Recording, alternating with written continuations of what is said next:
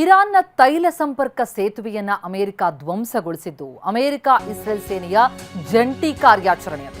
ಸೇತುವೆ ಬಳಿ ಸ್ಫೋಟದಿಂದಾಗಿ 8ಕ್ಕೂ ಹೆಚ್ಚು ಮಂದಿ ಮೃತಪಟ್ಟಿದ್ದಾರೆ. ಇರಾನ್ ಸೇತುವೆ ಮೇಲೆ ದಾಳಿಯ ಬೆನ್ನಲ್ಲೇ ಟ್ರಂಪ್ ಎಚ್ಚರಿಕೆಯ ಮಾತುಗಳನ್ನಾಡಿದ್ದಾರೆ. ಸೇತುವೆ ಬಳಿ ಸ್ಫೋಟದಿಂದ 8ಕ್ಕೂ ಹೆಚ್ಚು ಮಂದಿ ಮೃತಪಟ್ಟಿದ್ದು, ಅದರ ಬೆನ್ನಲ್ಲೇ ಟ್ರಂಪ್ ಎಚ್ಚರಿಕೆ. ತಡವಾಗುವ ಮುನ್ನ ಮಾತುಕತೆಗೆ ಬನ್ನಿ ಅಂತ ಎಚ್ಚರಿಕೆಯನ್ನ ಕೊಟ್ಟಿದ್ದಾರೆ. ಮತ್ತೆ ಸಂಧಾನ ಮಾತುಕತೆಗೆ ಬರುವಂತೆ ಕರೆ ಕೊಟ್ಟಿದ್ದು ವಿಡಿಯೋ ಪೋಸ್ಟ್ ಮಾಡಿದ್ದಾರೆ ಟ್ರಂಪ್. ಸಾಮಾಜಿಕ ಜಾಲತಾಣದಲ್ಲಿ ಪೋಸ್ಟ್ ಮಾಡಿ ಟ್ರಂಪ್ ಎಚ್ಚರಿಕೆ. ಮತ್ತೆ ಸಂಧಾನ ಮಾತುಕತೆಗೆ ಆಹ್ವಾನಿಸಿದ್ದಾರೆ ಡೊನಾಲ್ಡ್ ಟ್ರಂಪ್. ತಡವಾಗುವ ಮುನ್ನ ಮಾತುಕತೆಗೆ ಬನ್ನಿ ಅನ್ನೋದು ಟ್ರಂಪ್ ಎಚ್ಚರಿಕೆ. ಮಹಾನ್ ದೇಶ ಅನಿಸ್ಕೊಳ್ಳೋದಕ್ಕೆ ಅಲ್ಲಿ ಏನೂ ಉಳಿದಿಲ್ಲ. ಇದು ಇರಾನ್ಗೆ ಸಂಧಾನ ಮಾತುಕತೆಗೆ ಬರೋ ಸಮಯ ಅಂತ ಸಾಮಾಜಿಕ ಜಾಲತಾಣದಲ್ಲಿ ಪೋಸ್ಟ್ ಮಾಡಿ ಟ್ರಂಪ್ ಎಚ್ಚರಿಕೆ.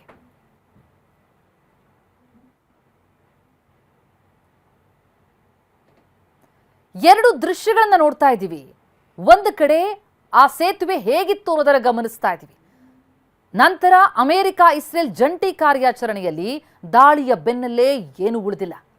ನಾಮಾವಶೇಷ, 8 ಮಂದಿ ಬಲಿ, 90ಕ್ಕೂ ಹೆಚ್ಚು ಮಂದಿ ಗಾಯ ಆಗಿದೆ.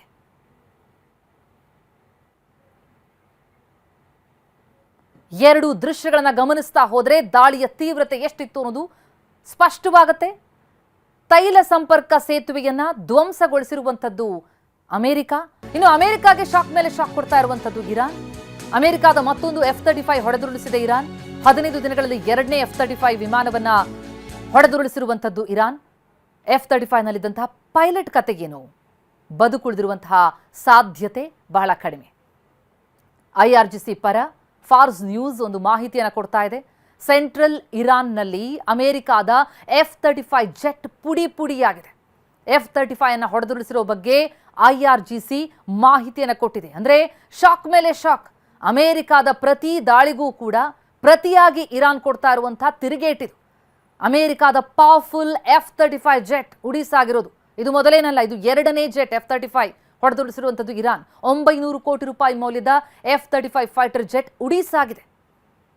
F-35 ಫೈಟರ್ ಜೆಟ್ ಅಮೆರಿಕಾದ ಹೈ ಟೆಕ್ನಾಲಜಿಯ ಜೆಟ್. ಅದು ವಿಶ್ವದ ಅತ್ಯಂತ ಮಲ್ಟಿ ರೋಲ್ ಯುದ್ಧ ವಿಮಾನ. ಅಂದರೆ ರಡಾರ್ಗೆ ಸಿಗದೆ ಮುನ್ನುಗ್ಗುವಂತಹ ತಂತ್ರಜ್ಞಾನ F-35 ಅಲ್ಲಿದೆ. ಸೂಪರ್ಸಾನಿಕ್ ವೇಗದ ಸಾಮರ್ಥ್ಯ ಹೊಂದಿರುವಂತಹ ವಿಮಾನ.